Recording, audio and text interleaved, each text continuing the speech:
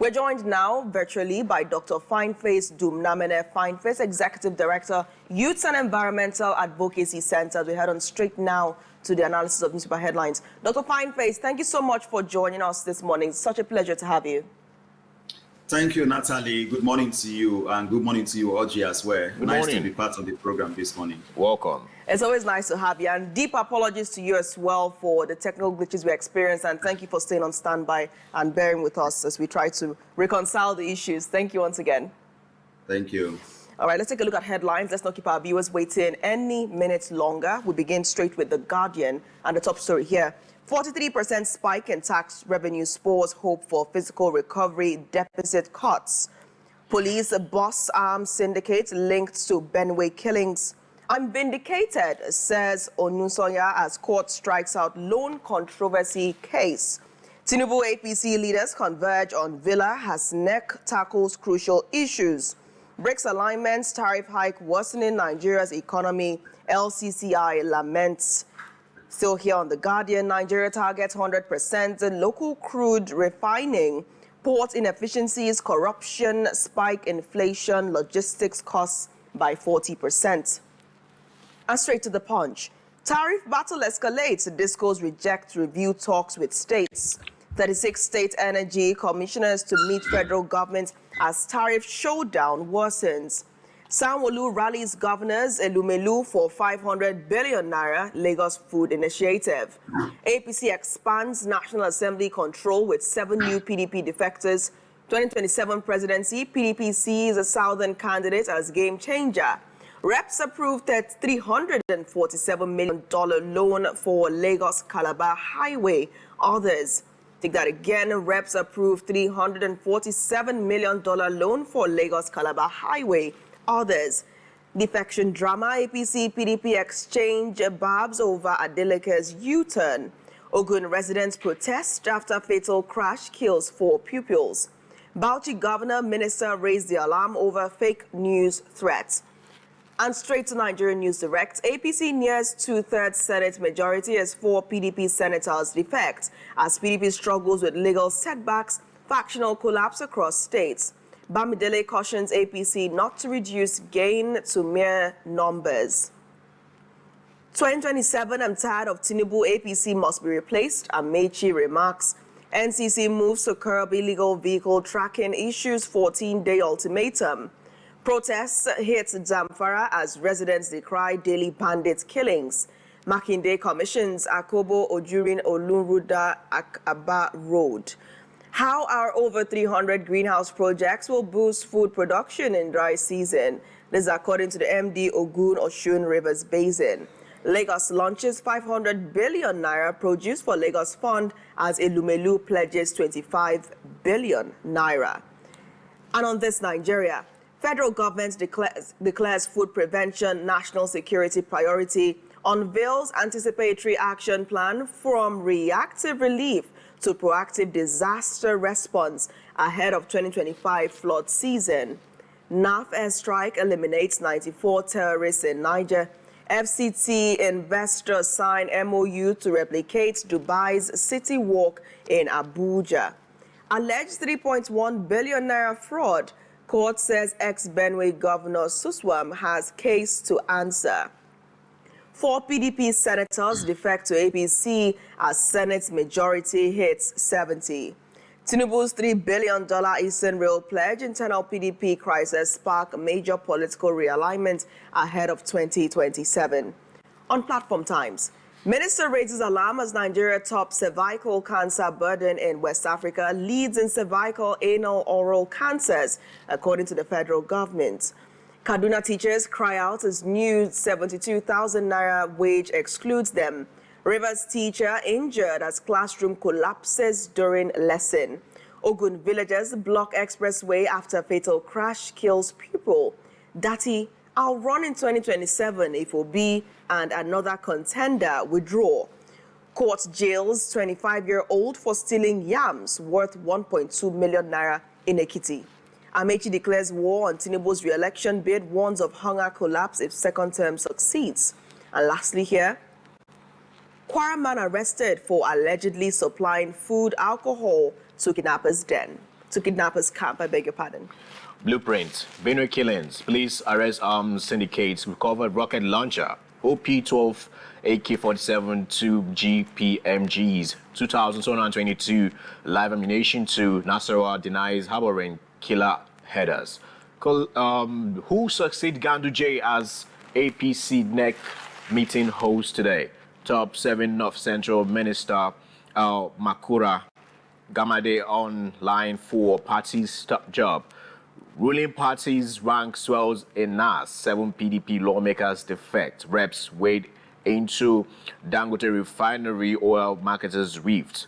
Photojournalist murdered by neighbor in Kogi. Lastly, Naira holds ground despite weaker dollar-tight monetary policy. Moving over to Salient Times, FG6 additional $347 million loan for Lagos Calabar Highway Telecoms project. Zamfara communities protest killing of 100 persons daily by bandits, school children, others die in road accidents in Ogun. Court strikes out charge against Otudeko as EFCC withdraws case. NAFDAC uncovers warehouse loaded with explosive in Kano. Tinubu intimidating opposition ahead of 2027, attributed to Sule Lamido. Coalition leaders will support whoever emerges as ADC presidential candidate, says Amici. And moving over to Nigerian Tribune, APC moves NEC meeting to presidential villa. Whoever emerges as our chairman will promote party interests, attributed to Uzodinma. PDP leaders drum reconciliation, issue warnings ahead of NEC meeting. We have resolved our differences, says Saraki. Ghana seeks support for Southern candidate. I am vindicated, says Onasanya, as court strikes out loan trial. Courts also freeze Otudeko as EFCC withdraws fraud charges. CSOs withdraw petition against NMDPRA boss, tender apology. Osun Assembly members back Adeleke. Residents vow to stick with him. Ogun Rivers top death row inmates list 3,833 inmates on death row. Organ transplantation surgeons revive dead hearts for infant transplants. EU unveils 1.5 million euro support for victims of Benue crisis orders. 4 more PDP senators defect to APC as party Senate majority grows to 70. Moving over to this day. FG's half-year tax revenues jumped 43% to 14.27 trillion naira. Damagun, PDP's problems self-inflicted. Defectors should return or leave in peace. Bagudu. Tinubu's ambition is to see Nigeria refine all its crude oil in country. Moving over to the last one right here, Daily Sun. Lamido hits Tinubu. APC accuses president's ruling party of destroying democracy, dividing Nigerians. Face your collapsing PDP. Kaduna APC chieftain slams ex-Jigawa governor. 2027 PDP elders demand presidential ticket for South as opposition parties NEC meets today. Food security, 100 billion naira raised as 5 governors launch 500 billion naira produced for Lagos initiatives. Loan, I am vindicated, says ex-First Bank MD Onosanya as court clears him. Media best suited to train public servants, attributed to Governor Mohammed. As Guild of Editors holds 3rd Jack and Day Memorial Lecture. Lastly, right here on Daily Sun, Senate hails Tinubu's $3 billion allocation to Eastern Rail Line. All right, Oji, thank you so much for those headlines. I mean, so many things to look at now, but I think we'll start from the story that actually affects the broader Nigerian public. We'll move away from party politics and circle back to that much later, beginning with the Punch. Tariff battle escalates. Discourse rejects review talks with states. 36 state energy commissioners to meet federal government as tariff showdown worsens. Dr. Fyneface, I would like your reaction to developments right now with tariffs within the states. We've seen the Enugu regulator crashed the tariffs for Band A customers by a large percentage. And we're seeing other states as well trying to follow and align themselves with that decision taken by the Enugu regulator. Now we're seeing discourse rejecting it, the GENCOs as well are rejecting it, talking about how indebted they are to suppliers and how this crash could affect the broader power sector. What's your appreciation of matters as they concern the tariff squabble at this point in time? Yeah, I think in the first instance, the discos are supposed to discuss with the GENCOs and they agree on how they are going to crash the prices. And then they should be able to implement that across board. But now it seems that the discos did this unilaterally without consulting, informing, and carrying along the the electricity distribution companies. And that is why you are hearing this kickback from them now, because they expected to be able to have this money in so that they can pay the debts that they have. Now, discussing with the states like the GENCOs, the discos are not trying to do. I think it's a welcome development we have that, because that is the only way we can be able to have the states come in with the crash that they have done.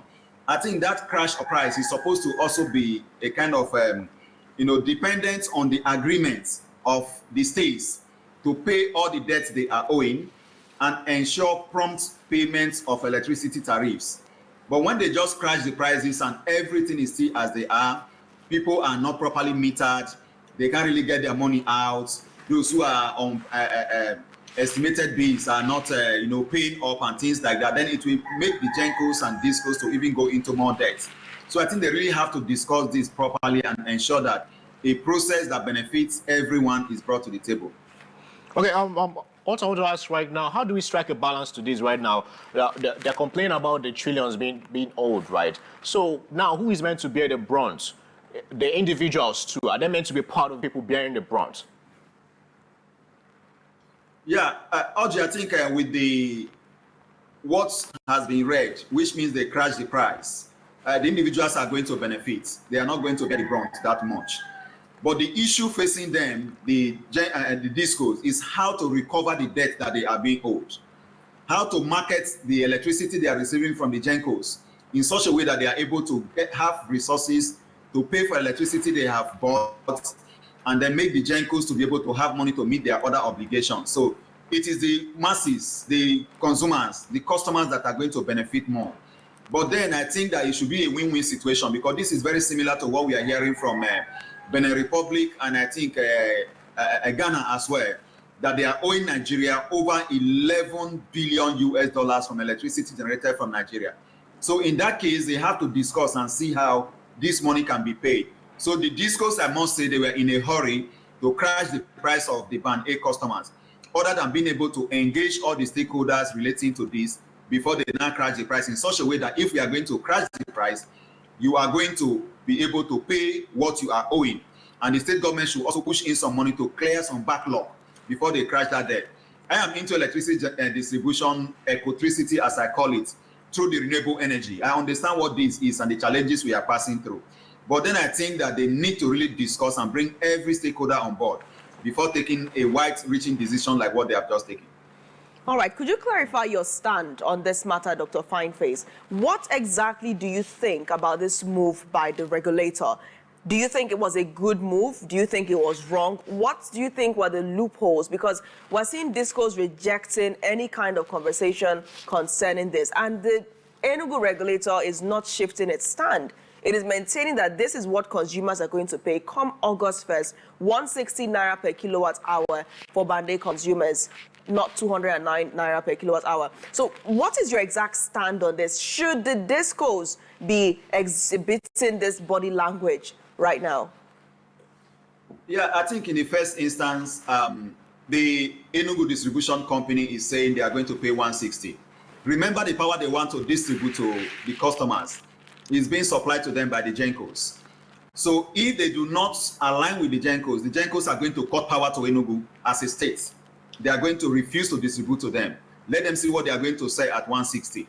Secondly, they have refused to bring all the stakeholders on board. So I think the Enugu electricity distribution company should withdraw that stand. All right, but just to clarify, Dr. Fyneface, the Enugu Electricity Distribution Company is no longer in charge of distribution in Enugu. We have Main Power Limited that now distributes power. So Main Power is the disco supplying power to Enugu residents and, of course, being regulated by EERC. So, I mean, just go on with your line of thought, but just putting that in perspective as well.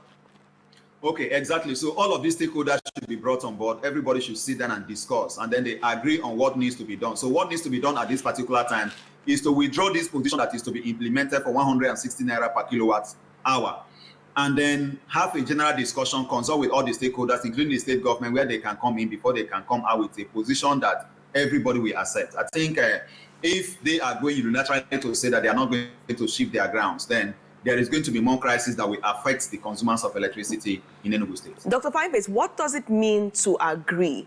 Because the pattern that we've seen in Nigeria is one where one person's interest supersedes the other. I mean, you're having this conversation with us from Rivers. We saw what happened with the FCT minister, the president of Nigeria, and Siminalayi Fubara. One person's own decision appears to supersede others. So what does it really mean for the Enugu regulator to come to terms, to agree, have a discussion and agree with the GENCOs, the states, NEC, the federal government? What does it mean to agree? Is agreement is some kind of, should I say, advice to make them down their resolve and accept whatever the GENCOs are saying at this point in time? Yes, the GENCOs have power. They are the ones supplying the electricity. But Enugu State as well is bringing in new investors into its electricity market. We're seeing people that are setting up plans to even supply certain units of power in the long run. So what does it actually mean to agree with what the GENCOs are saying? Why can't a state maintain its stand on a matter without having to be interfered with? If you're giving states the autonomy to create and generate and regulate their own markets through the Electricity Act, why then does their resolve, does their decision-making still have to rest on the shoulders of other parties? It has to rest on the shoulders of other parties because they may not really be able to generate and distribute without the involvement of those parties. So all those involved are supposed to be brought to the table. We have always seen a system whereby you have a lot of strong men instead of strong institutions. If you watch properly, what is causing this issue now is a strong man in that particular agency and commission because they don't want to consult with other people. Everybody is a stakeholder. They need to be carried along in the discussion. All of these issues are some of the things like what you just cited in Rivers. Dr. Fyneface, you spoke about carrying people along. At what point did NEC decide or try to carry the Enugu along when there was a subsidy being provided by the federal government that could have even helped consumers within the state to slash the sums of money they were paying? Why are we just discovering now that we could actually be paying less than that? Why are we discovering now that it was a subsidy that could have significantly reduced the burden of the average consumer? So if we're talking about being carried along, at what point do the states get carried along? I think it's supposed to be a kind of a cross-cutting action of carrying everybody along from the beginning. But here you have a system whereby from the beginning, the states were not carried along, the NED was not carrying everybody along. So communication was the issue here. The communication gap that they experienced in the process of all of this is what caused all of this problem. So but I think they can go back to the drawing board and ensure everybody is carried along. And one of the key things they must really bring into this picture for us to have this matter resolved, even for subsidy to properly work, everybody needs to be metered. And today the meters are being sold at exorbitant prices. That is why we that are distributing electricity under the ecotricity, which is using clean and renewable energy like solar to distribute, we give our meters free of charge to customers. Customers don't pay for meter because we believe it is our property.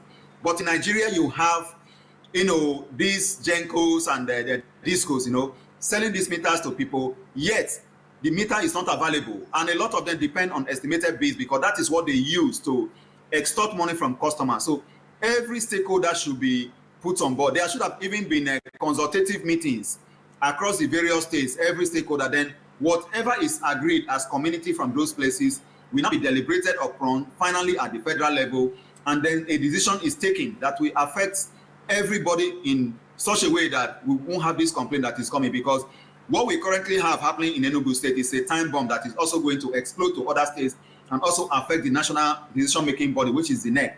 So we need to really come on the table and discuss this matter with a view of addressing it, because any issue we have in electricity distribution to customers that may lead to the kind of power cut to customers in the future is very, very dangerous, because what we have now may lead to power cuts to some sections of the state, if not all, in time going, because of the issues that are currently on the ground. Well, Dr. Fyneface, apparently this is just working out modalities on way to recover all the debts, because the reason why these discos are crying out loud and lashing out is because of the money being owed. Those debts, they need to be recovered. So, in your suggestion, what could be the modalities, having that amicable conversations, and what could be worked out for everybody to have that balanced out concept?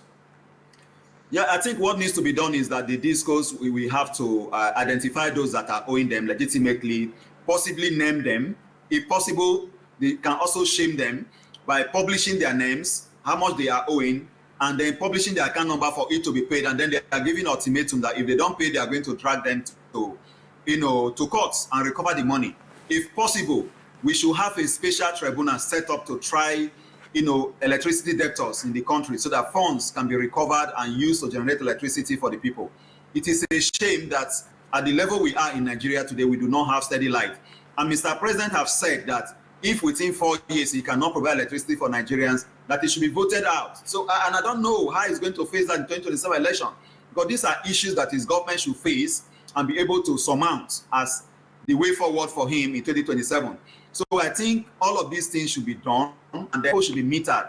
Those who are owing bills, underestimated billing, cannot really be able to pay, because they don't even believe that they are owing what they are being asked to pay. So they need to ensure that every Nigerian gets meter, and then they can now be able to, through their system, know how much people are owing.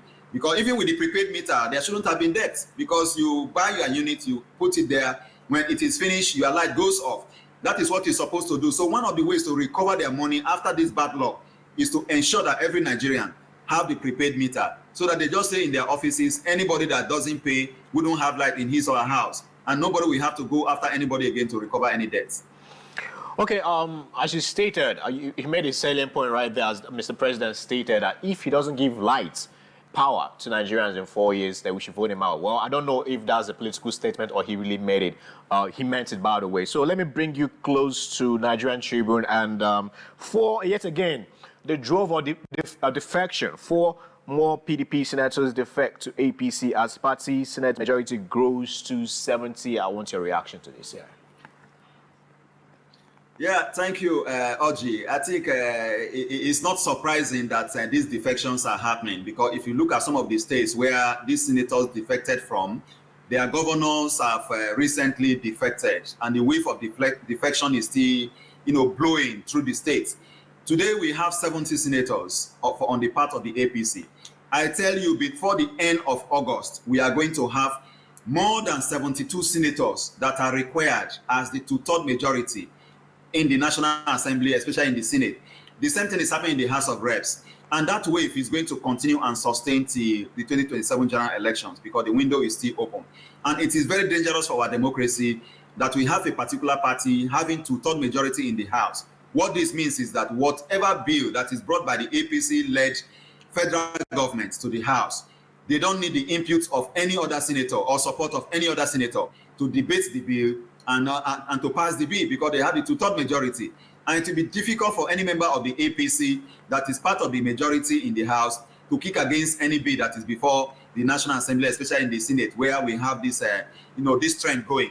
So it is very dangerous for our democracy, and I think it's something that we need to discourage. But unfortunately, in the Nigerian political system, this is going to continue and sustain.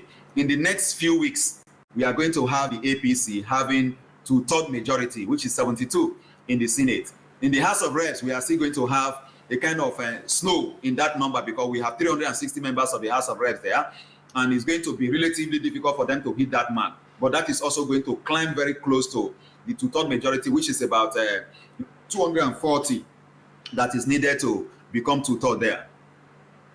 Okay, bringing this to the PDP right now, and how their party is in disarray, right? What could be a solution for them at this point in time? Yes, they've stated that they will be zoning their presidential ticket to the south. Would that even, trigger a sort of relief in the party regarding one of the party stalwarts said that, yes, their party is in order. I'm talking about Seriki, right?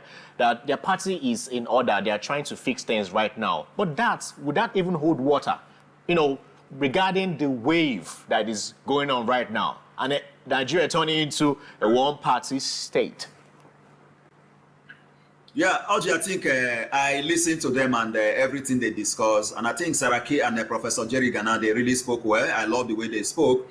I was more touched by the speech of Saraki, how he was really making them to understand that their internal crisis can be resolved. But this meeting is coming late, I must say. It's coming very, very late. This kind of meeting ought to have come few months after the 2023 general elections.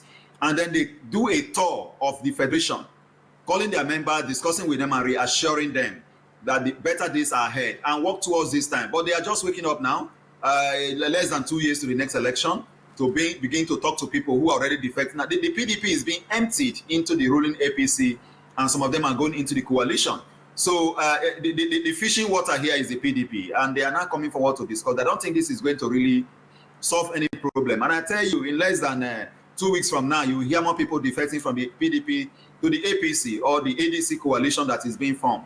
So I think the PDP is already like, going down seriously, it's draining seriously. And I think with what they have started now, let's see if that will go in any direction to discourage some more members from defecting to either the APC or the coalition party. But I don't see that really happening. Well, hope so, not late.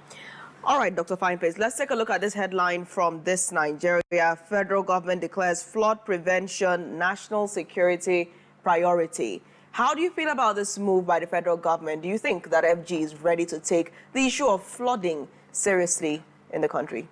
Yes, I feel good about this. And I think the federal government must have really been listening to AFIA TV when we talk about having a national master plan on flooding. And now they have been able to put that together. So I give them kudos for putting that document together. And it's been launched and it's been received. It should be properly launched, and various states in the federation should adopt it by domesticating this anticipatory, response document, master plan that we now have on flooding and other disaster.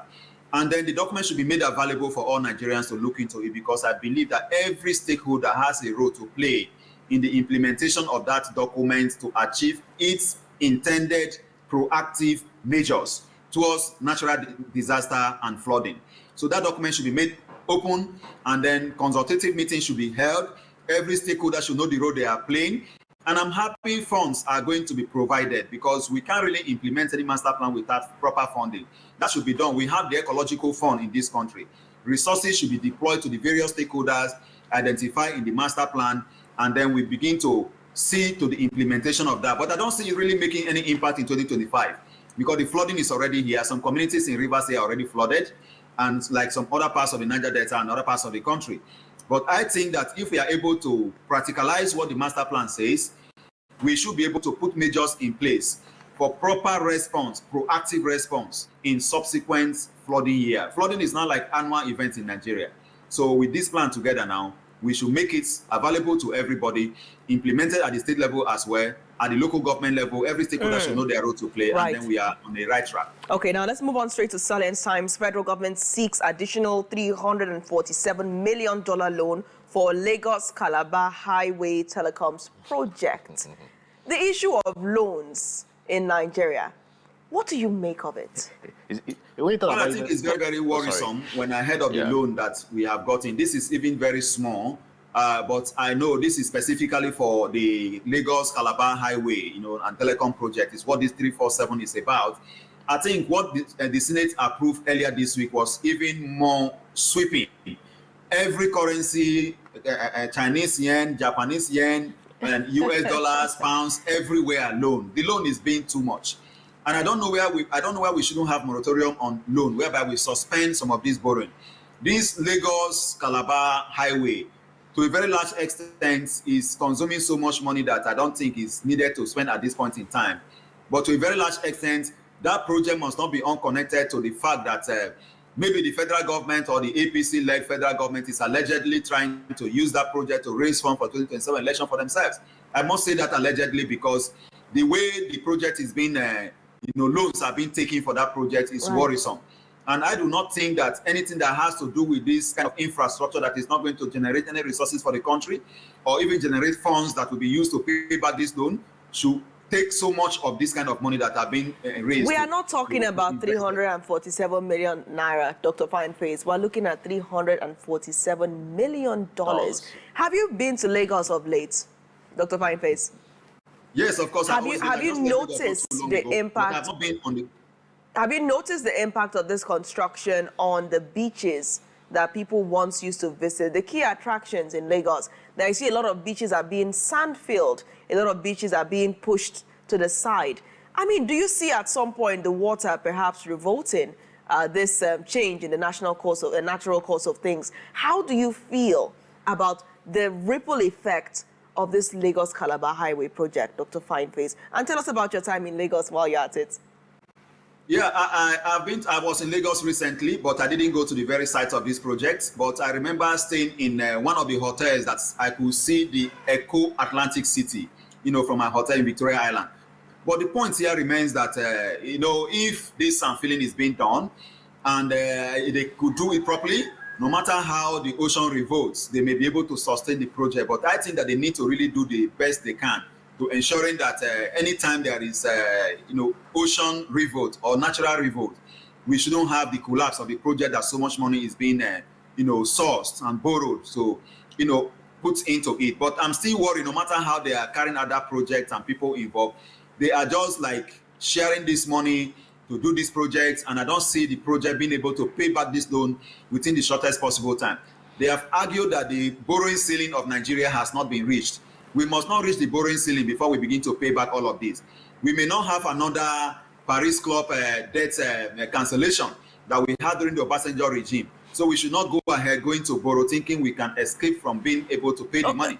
So I think they should do more to ensure that the money is being properly used. Let me come in there, Dr. Fyneface. You talked about the project being able to generate enough funds to repay the loan when the loan, in fact, matures, which it will definitely come to. How exactly would the Lagos-Calabar Highway be able to generate funds to repay that loan?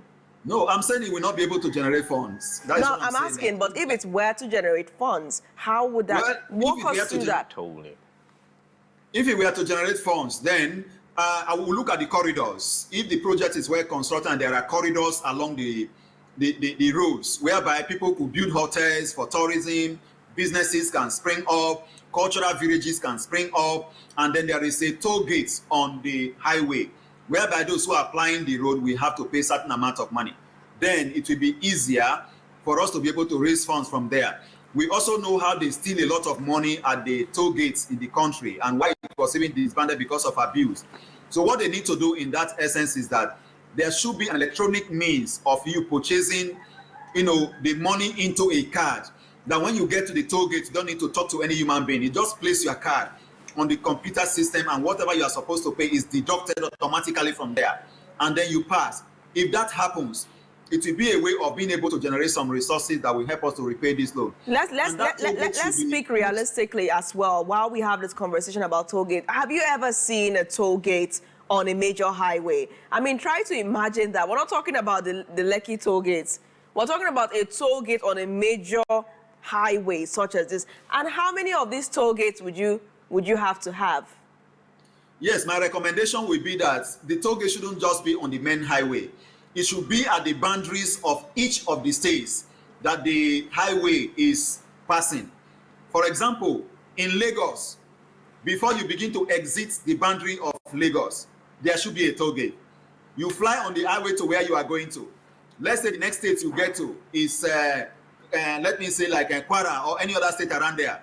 There should be a toll gate before you enter the state. As you are leaving the state, there should be a toll gate, in the next state, just that way. At the exit of each state, you have the toll gate. And the fund that is generated from there, the state government should have a part of it, the federal government should have a part of it. Right. At every stage of the highway that we have, and at every stage of the toll gate that we have at the exit of every state. That could be the best way to go about it, and not that on the main highway in the middle of the bush or forest, we should have this. And all those doing businesses around the area should also be made to pay some amount of money as revenue to government. Expert analysis, Dr. Fyneface. Oji, go ahead. Well, I would still say we're paying attention to minors instead of going to the majors, by the way. And as you stated, nobody in their house now could actually object, right? Whenever it is loan, they okay it and the A have it. But let me bring you to the coalition, right? On salient times, coalition leaders will support whoever emerges as ADC presidential candidate, says Amechi. Whenever I get this kind of notes, I feel some type of way, right? Dr. Fyneface, how do you feel? How do you feel whenever you get this kind of notes that the coalition would support anybody whatsoever, whosoever, that emerges as a candidate of the ADC, instead of them having that conversation of somebody we all know that could be or match this present administration? What do you make out of this note? I was happy to hear Amechi say that yesterday. Oji, I must say, I was happy to hear him say that, because we know that one of the things that is going to scatter the coalition is who picks the ticket. So for Amechi to have said that yesterday, it means they are already having in-house discussion whereby anybody that emerges is going to be supported. I also want to hear that comment from Atiku, and I want to also hear that comment Dr. from Fyneface, my problem here is the anybody that emerges, as they're throwing it open. And you know how Nigerians do things and how corrupt our system is and how you can dollarize, a primary, right? And certain individual wouldn't even want to indulge in certain type of primaries. Like, he would want a free and fair, anybody could vote, and the dignitaries could vote, and delegates, by the way, could vote their conscience and not being imposed to with some dollars.